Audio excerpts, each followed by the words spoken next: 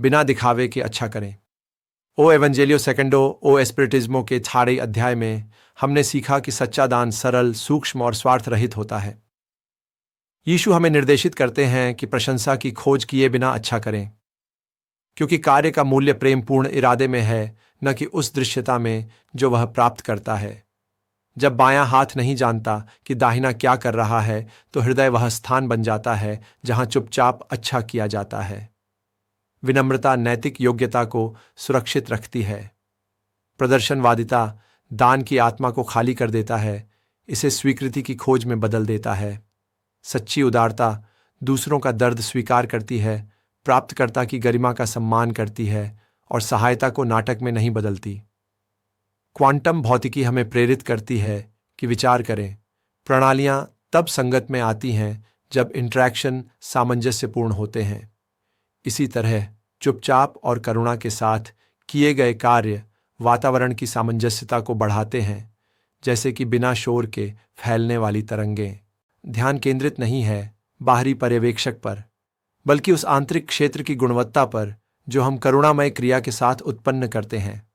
साक्ष्य आधारित मनोविज्ञान में परोपकारिता पर शोध दिखाते हैं कि गुमनाम रूप से मदद करने से सामाजिक तुलना कम होती है और सुब्जेक्टिव कल्याण बढ़ता है।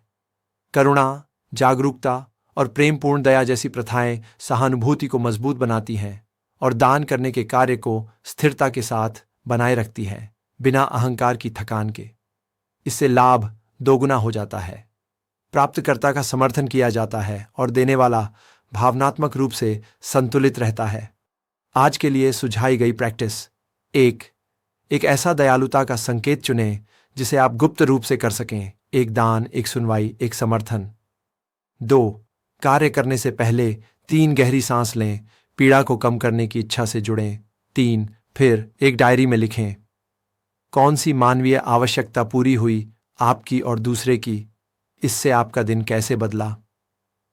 4 यदि संभव हो तो 7 दिनों तक दोहराएं, छोटे मौन कार्यों में विविधता लाते हुए।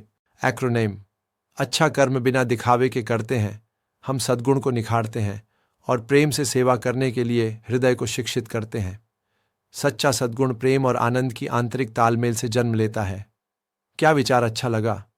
इस वीडियो को सहेजें, सदस्यता लें और टिप्पणियों में बताएं कि इस सप्ताह आप कौन सा सूक्ष्म दयालुता का कार्य करने का इरादा रखते हैं।